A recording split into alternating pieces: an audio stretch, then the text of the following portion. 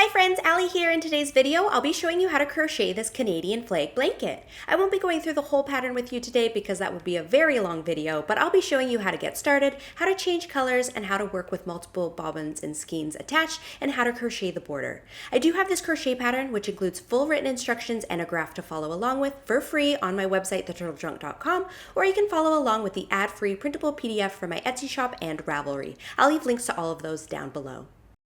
This blanket measures approximately 60 inches in length and 42 inches in width and uses double crochet stitches throughout. We will use a technique called intarsia crochet, so you will start a new skein or bobbin of yarn for each color change, then drop and pick up bobbins as needed. This method creates a design that is two-sided. Even though this pattern only uses two colors, we will be using quite a few bobbins and skeins, so I'll show you how to keep them organized and when to add new ones. I just wanted to point out that after I had finished making my blanket, I wish I had added a few extra rows to the top and bottom to have more space above and below the maple leaf. So I added those rows to the pattern, but you're not going to see them in the photos here. So just keep that in mind if you're referencing my photos. Your blanket will have a few extra rows on the top and the bottom. So if you're ready to get started, let's head over to our supply list and check out the yarn that we need for this pattern. So I'll be using Red Heart Super Saver in the colors Cherry Red and Soft White. You'll need 3 skeins of the Cherry Red and 2 skeins of the Soft White. So for yardage, for the red you need 750 yards or 686 meters, and for the white you need 578 yards or 529 meters. You'll also need a 5.5 millimeter or eye hook, scissors, and a yarn needle. Feel free to substitute with any medium 4-weight yarn that you'd like. You'll just need any brand in red and white. I'll leave a gauge swatch down below if you want to double check your gauge before you get started. We are going to start with our red yarn, which I will refer to as color A, and we're going to begin with a foundation double crochet row, which is where you work your foundation chain and your first row of double crochets together in one. This will give us a nice clean bottom edge. It's also quicker and stretchier than a regular chain, and it also allows us to easily and cleanly change colors. So we're going to start with a slip knot on our hook, chain 3, then working into the very first chain that we created, so the third chain from the hook, we are going to yarn over and insert our hook into that third chain from the hook, yarn over, pull up a loop, yarn over, pull through the first loop on your hook. This is going to create our foundation chain, so there at the bottom. You need to remember where that is because we're going to be working into that later, so if you need, you can mark it with a stitch marker. So there is our foundation chain, and now we have to work our double crochet. So we're going to yarn over, pull through the first 2 loops on your hook, yarn over, pull through the last 2 loops on your hook. So there's our double crochet. So we just worked our foundation chain and our double crochet together in one. So now working into that foundation chain that we just created at the bottom there, we're going to yarn over, insert your hook into that last foundation chain. You want to make sure you're going through the 2 loops there at the bottom. So yarn over, insert your hook into those 2 loops on the bottom there. Yarn over, pull up a loop. Yarn over, pull through the first loop on your hook. That's going to create our next foundation chain. So there that is. Yarn over, pull through the first 2 loops on your hook. Yarn over, pull through the first 2 loops on your hook, and there is our double crochet. So we have worked 2 foundation double crochet stitches, and we're going to repeat that across for a total of 32 with our color A. So I'll show you one more time. Yarn over, insert your hook into the last foundation chain that you created, so making sure you're going through 2 loops at the bottom there. Yarn over, pull up a loop. Yarn over, pull through the first loop on your hook to create our next foundation chain. Yarn over, pull through the first 2 loops on your hook. Yarn over, pull through the last 2 loops on your hook to create our double crochet. So we've worked a total of 3 foundation double crochet stitches, and we're going to continue across using our red yarn for a total of 32. And on that 32nd foundation double crochet stitch, we're going to change to our white yarn. So I'm just going to continue on until I get to that 32nd stitch, and I'll catch back up with you there, and I'll show you how to change colors.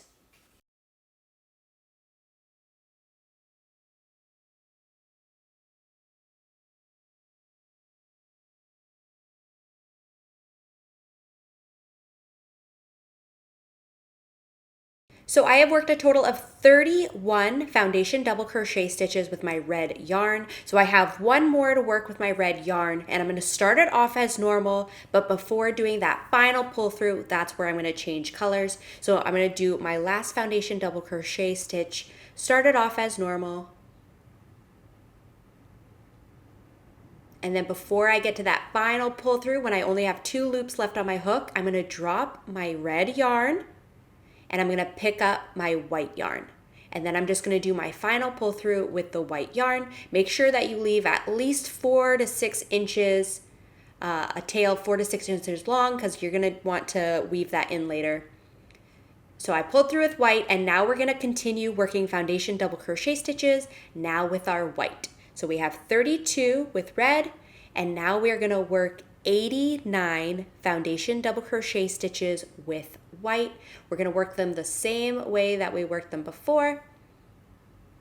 I'm going to leave my red yarn attached because we're going to come back and use it when we work our next row. So we're going to leave our red yarn attached. We're going to leave our ends on the opposite side that we're working on. Right now, the right side of our blanket is facing us and the wrong side is the back. So we always want to put our tail ends on the wrong side of the blanket. So I'm just going to work 89 more foundation double crochet stitches with my white yarn, working them the same way that we did before. So I'm going to continue on, and I'm going to catch up with you when I change colors again. So work a total of 89 foundation double crochet stitches with our white yarn. So I just worked a total of 88 foundation double crochet stitches with my white yarn. This is what it's looking like so far. So I have one more to do with white, and then I'm going to switch to red. So again, just like before, we're going to start the stitch off as normal, but before doing that final pull through, when only 2 loops are left on our hook, that's when we're going to change color. So I'm going to grab a new skein of red yarn. So our other red yarn is still attached. Now we're going to add a new one. So just like before, leave an end that's about 4 to 6 inches long. Do that final pull through with our red. And then we're going to continue on with this new red skein. Make sure all your ends are on the wrong side. And now we're going to work another 32 foundation double crochets with our red yarn. So I finished row 1. I just finished working 32 foundation double crochet stitches with my red. So this is what we're looking like so far. You should have a total of 153 stitches. And now we're going to chain 2 and turn. The chain 2 at the beginning of each row does not count as a stitch. So chain 2 and then turn your work, and you'll notice as you turn your work, your bobbins or skeins are going to get mixed up, so you can just reorganize those. I find it helpful just to reorganize them after each row. Helps keep things neat and organized. And now for rows 2 all the way through 10, we're just going to work the same amount of stitches, so 32 with color A, 89 with color B, 32 with color A. Working just regular double crochet stitches now, so starting in that first stitch. With our red yarn, we're going to work a total of 32 double crochet stitches with our red yarn, and on that 32nd stitch, we're going to change colors. So I'm just going to continue on until we get to our 32nd stitch with our red yarn, and I'll show you how to change colors when we already have a bobbin attached. So just continue on and I'll catch up with you on the 32nd stitch. So I've worked 31 double crochet stitches with my red yarn. I need to do one more, and on this last one, we're going to change colors on that final pull through. So start your next double crochet as normal.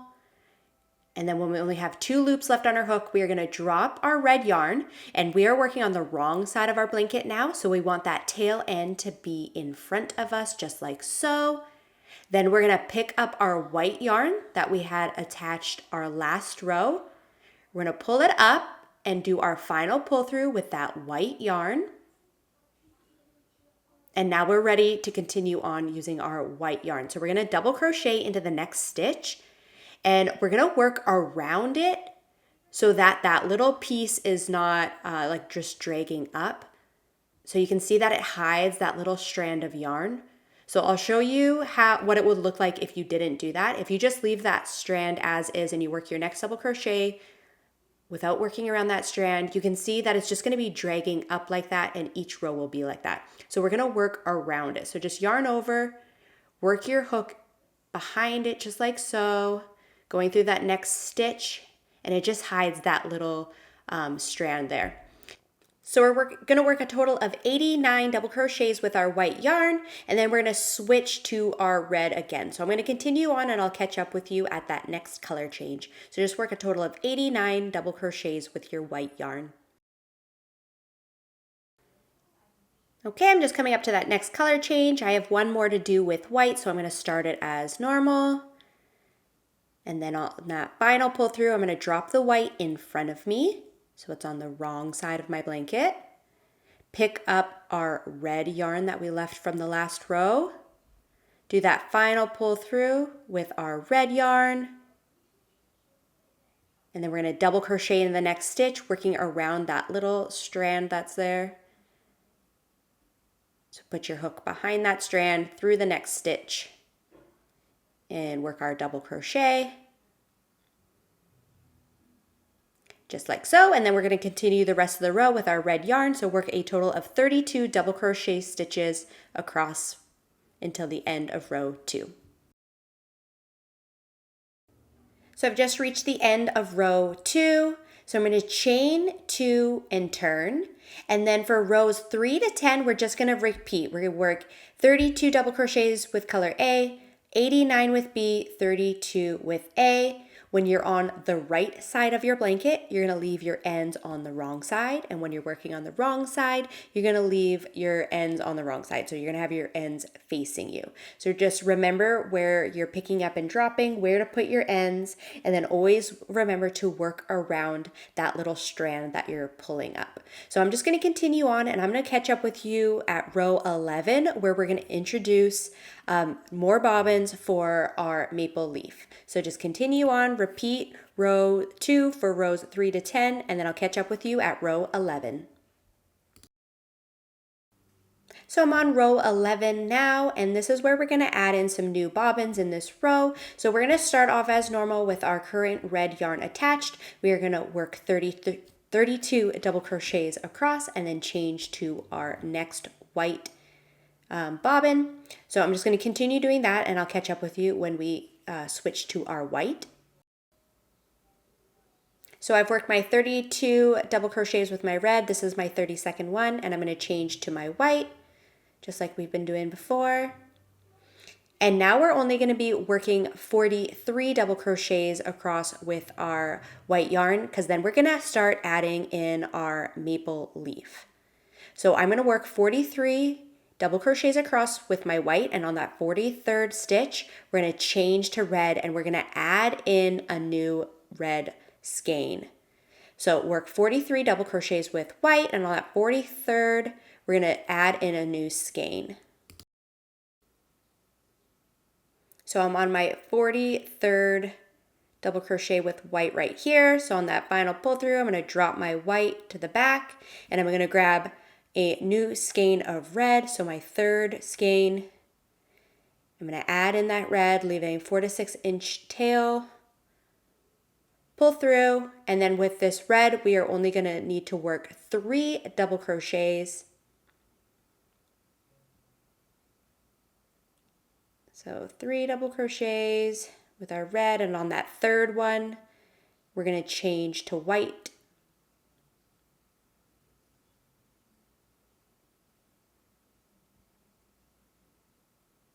So on the final pull through of that last one, we're going to drop our red, and we're going to grab a new skein of white now. So we're going to leave that last white one attached on the right side. We're going to add a new one on the left side. So now you're going to have 5 skeins of yarn attached. So do that final pull through with our new white yarn. And then we're just going to work another 43 double crochets across with our white. Then do our last 32 double crochets with our red. And then for rows 12 through 17, we're just going to repeat what we did for row 11 and just working it the same way we've been working all the other things. We're just now working with 5 skeins, and we're working on the stem of our maple leaf as well. So now you just really want to make sure every time you're turning your work, you're reorganizing your bobbins now that we have so many attached. So I'm just going to let you continue on, and I'm going to catch back up with you when we reach row 18 because we have to add in even more bobbins, but we're not going to add more skeins. When we're working the edges of the maple leaf where it's a little bit spiky, those only need a few yards of yarn attached. So I'm going to show you how we're just going to make small little bobbins for those little pieces. So just keep repeating row 11 all the way through 17, and I'll catch up with you at row 18. So I finished row 17 and I'm about to start row 18. This is what our blanket is looking like so far. So we have the stem almost completed. But now for row 18, we're starting the little pointy bottom bits of our maple leaf.